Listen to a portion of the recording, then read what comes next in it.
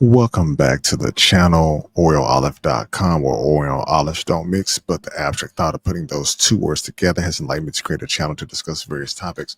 Now, as you all know, we get into these topics about the deal breakers in relationships. So we definitely got to talk about that.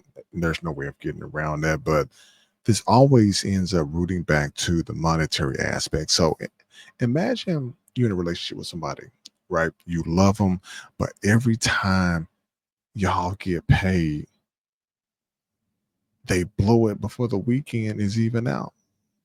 You just got paid, you blew your whole paycheck, you cashed out, and you thinking long term. They're living for the moment. So one of you is thinking long term, the other one is living for the moment in the relationship. So here's the real question that we have to address and go ahead and put this on the table. Can you really build the future with someone who spends like there is no tomorrow? And this happens more often than you would think. Some of you got some friends out there that is doing this very thing. Now, as we get into this, we're going to ask about these real questions in relationships that are going around this particular topic, because today we're going to be talking about this issue that's breaking people up and breaking up more couples than cheating: money mismanagement. So whether you all have a shared accounts or not, or they are separate, whatever the case may be, let's talk about love versus lifestyle and whether you can grow a future with someone who is financially reckless. Now, we talked about the spiritual aspect and bringing God into the relationship on the previous topic, but let's get down to the money. Let's follow the money like you will follow it on a bad Monopoly game on a Monopoly board when somebody's cheating. See, you'll follow the money when it's coming to that, when it's coming to games. But in the relationship aspect, we are laying out for to see, about the conflict that's going on. Imagine this: you are stacking your money, a lot of you stacking your bread, you're saving, you're planning, you're investing, but your partner is spending like life's a TikTok challenge because they're trying to keep up with everybody else down the line. So whether they out there buying like a $40,000 Rolex watch, or they're out there buying something that doesn't align with what the relationship is supposed to be about, maybe they say, I'll change once I make more money. But the habits stay the same, because people, here's the thing: the more money you make, the more problems that you could absolutely have, because you're going to want more expensive things. If you don't believe me, look at the millennials, look at the younger generation that is out right now. If they was to have a six-figure job put in their lap in the relationships that they're in right now, guarantee you they will be in a higher priced apartment paying a monthly note. They'll have a higher car note, which barely can see $100,000 right now. They'll just start throwing money to anything. Oh, by the way, they're gonna get that new iPhone too. They're gonna pay $1,500 for that. But making more money is not going to change the habits, because those habits gonna still be the same. But is this a phase that people are going through?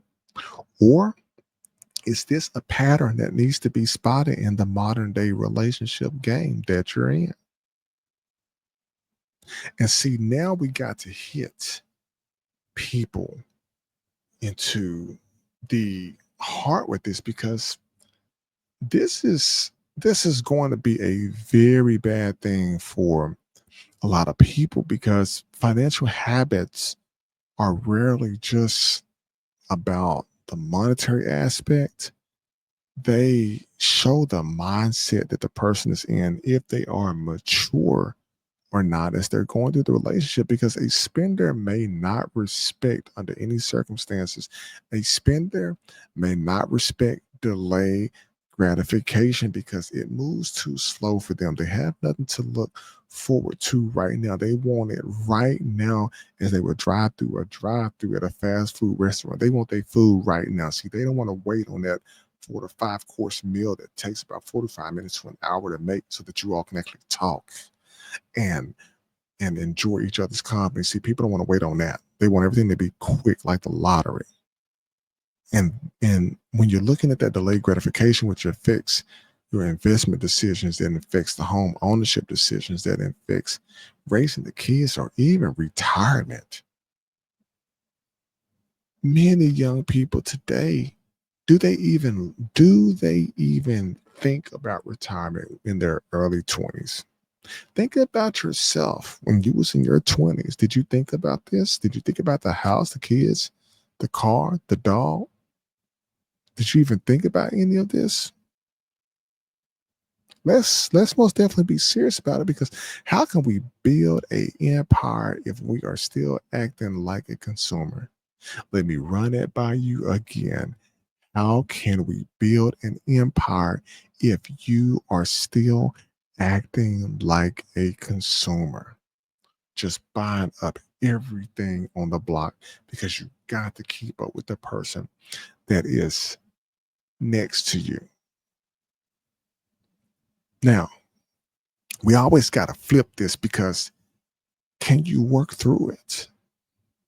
Are you able to basically, can ask yourself, can this be fixed with communication, budgeting, or even therapy? I talked about that in the previous video. You all know I'm telling the truth that in the Black community, therapy is a lot of times looked down upon. We're scared to tell our friends we are going to therapy to get help, but you know what? It will help a lot of us. Some of you need therapy, but there are signs that they're worth building with, because they would actually, let me take that back and say that again. Here are a few signs that the person that you are with is worth building with if they show some of these, if not all.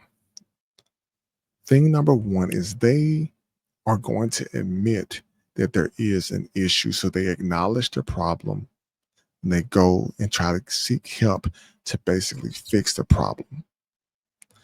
Two, they seek help or allow structure. So if they are unstructured and they seek help, therapy, or if they can't pay for therapy, they're talking to a close family member or friend. If it's reasonable, preferably a therapist, a biased party, non-biased party. If they're talking to a therapist,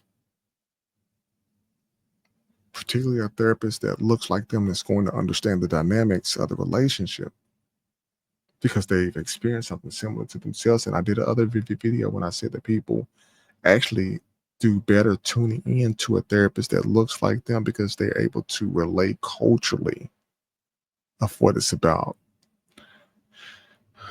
If they're able to do this, then they're able to figure out how to get that structure to allow it in order to build that solid foundation and graft them roots down in that soil so that it can be watered and grow. And last but not least, they basically show improvement over time, not just the apologies that come out. Because people, you got to understand financial habits. As I said, it's not just about the money, but we we really have to understand that love without financial discipline creates a silent resentment, because you're going to be one of those people that, you know what, I wish I would have done this when I was younger, showing or sharing that speech to a younger you. But we must move forward from that, because once we admit the issue that we have, we seek understanding and we seek structure.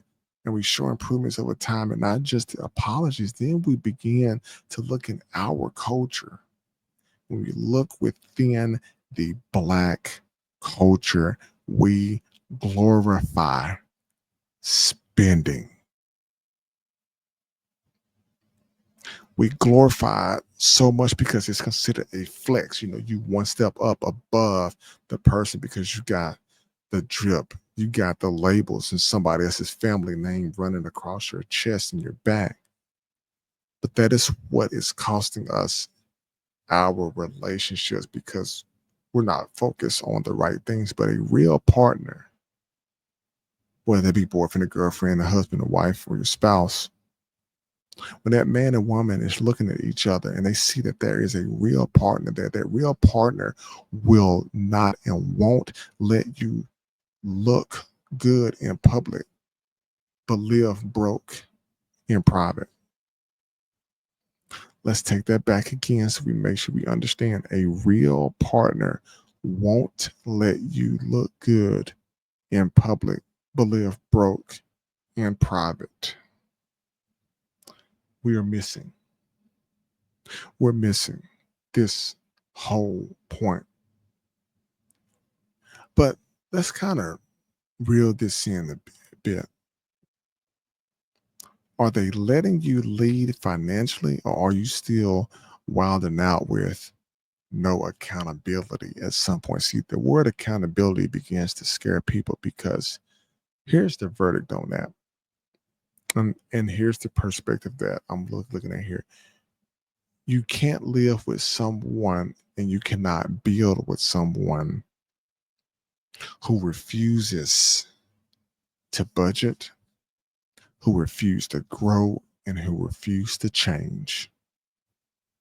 It is very, very hard if because if that person is coachable and they're accountable and they're consistent, you might have a builder on your hands, people. Ladies, how many of you will most definitely want to have a man around you who likes to build, who wants to build a legacy?